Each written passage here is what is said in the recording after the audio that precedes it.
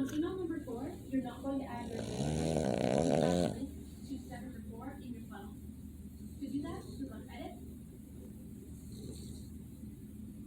highlight the blue text, and then you're going to add the URL for step 4 of your funnel.